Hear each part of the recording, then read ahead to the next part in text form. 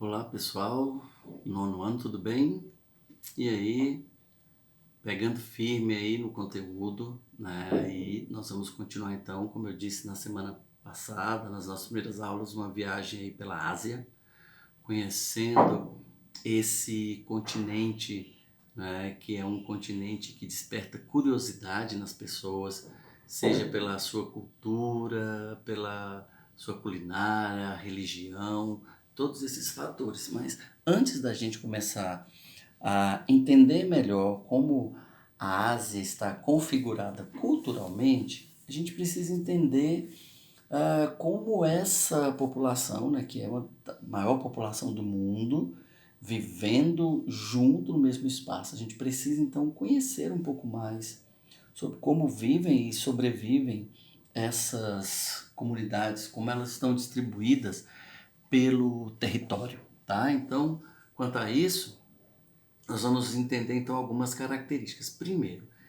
é essencial para o continente asiático saber usar todos os recursos que eles têm. No caso, o uso da terra é um dos principais, porque a Ásia ainda tem sociedades que são chamadas sociedades agrárias ou sociedades agrícolas, sociedades que vivem ainda da agricultura tradicional, né? Há países muito modernos, como é o caso dos tigres asiáticos, que vivem da indústria moderna, indústria tecnológica, né, relacionada à internet, à telefonia, montadoras de automóveis. Então, há um lado da Ásia onde a indústria e a tecnologia é muito presente e países economicamente ricos, se a gente pensar nessa questão, porque possuem é, um mercado consumidor muito grande, um mercado exportador muito grande.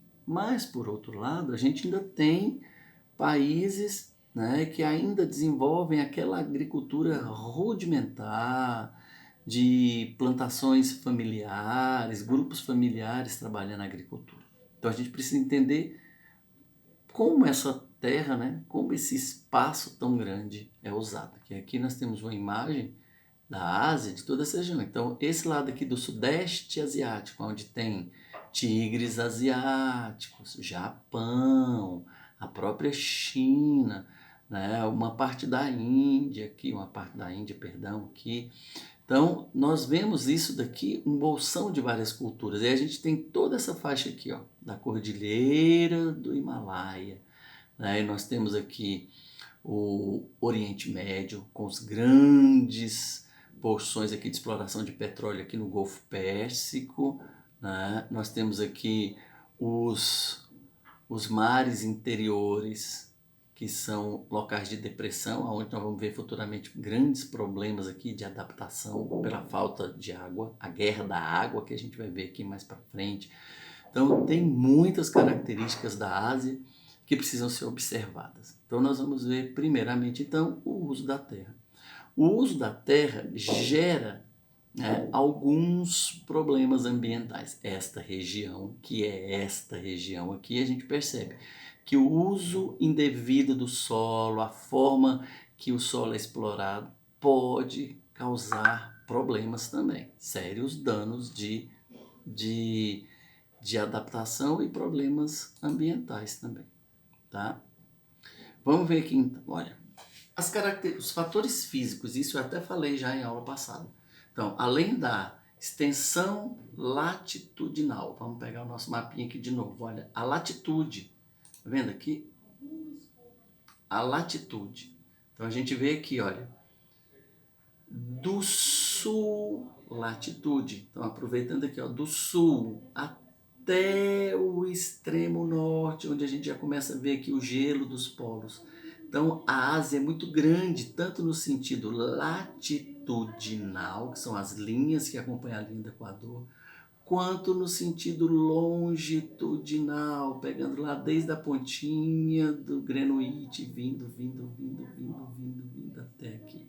Então é uma área muito grande, tanto no sentido das latitudes, então tem muita área, ele é muito extenso.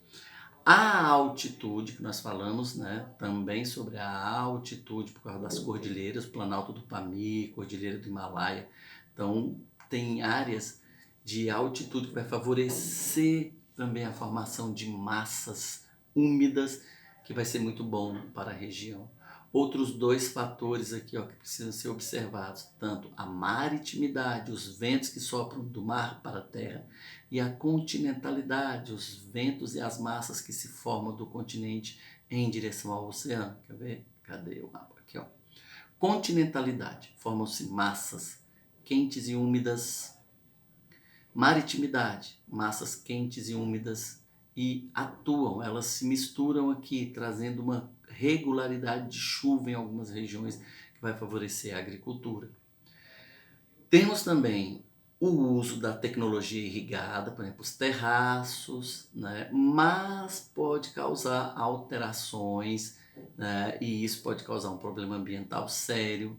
É muito bonito, é muito bem feito, mas em algumas regiões isso tem trazido problema por causa da própria questão do aquecimento global, da irregularidade de chuvas, ou intensidade de chuvas também, e a região não está preparada, acontece um problema, um desastre ambiental sério.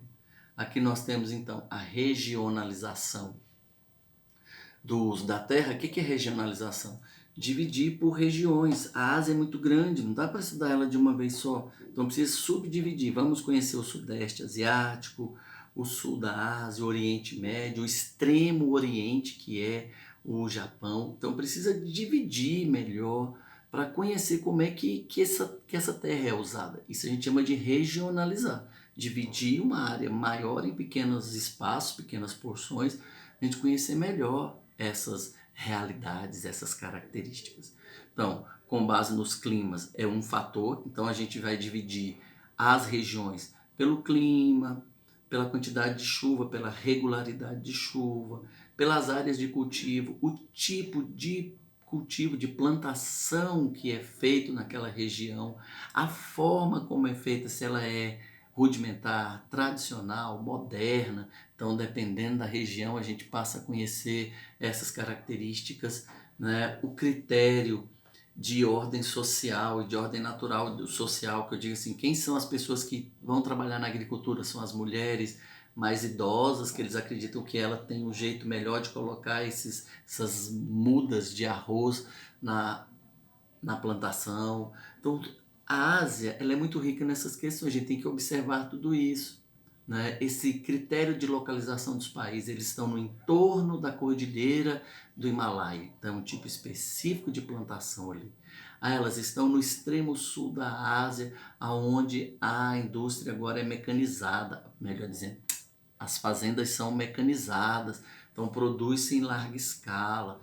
Então, para cada região, é regionalizar até pelo tipo de plantio.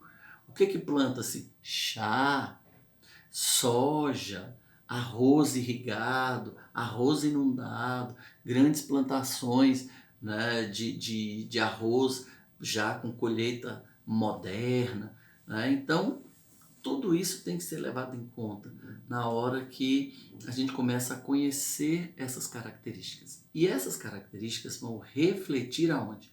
Na economia, elas vão refletir na distribuição dessa riqueza, até mesmo ela vai se tornar uma área atrativa ou não, porque o que a gente observou, vamos pegar um exemplo da China.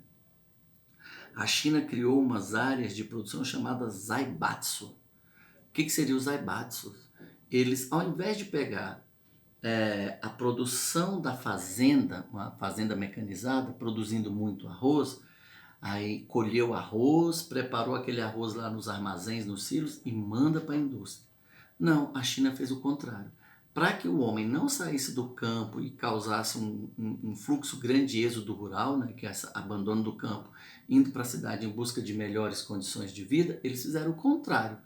Vamos então fixar esse homem no campo. Então a gente oferece recurso para ele produzir e produzir uma agricultura moderna em larga escala, e a gente leva a indústria para essa região produtiva. Lógico que não é um fazendeiro, mas toda uma região produzindo dessa forma, a indústria que receberia aquele produto, ela vai se aproximar dessa área. Então ele fixa o homem no campo, traz uma indústria moderna com uso de tecnologia e ainda oferece a indústria ali próximo da região para receber essa produção.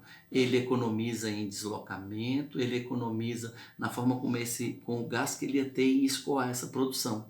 Ou seja, o produto já sai dessas regiões ensacado, transformado já num produto elaborado para ir para o mercado, ou para o mercado interno ou para o mercado externo.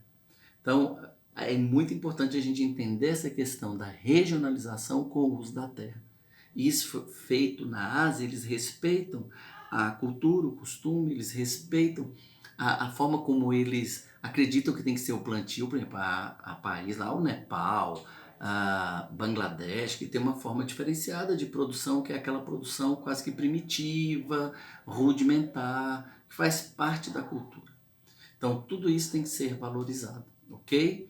Então, para a gente poder começar a pensar em estudar a economia da Ásia, entender por que essa Ásia hoje é tão importante no mercado financeiro, no mercado de ações, bolsa de valores, vamos conhecendo aos poucos, começando a montar um leque para a gente poder visualizar esse continente tão atrativo, tão questionado, culturalmente tão discutido, ok?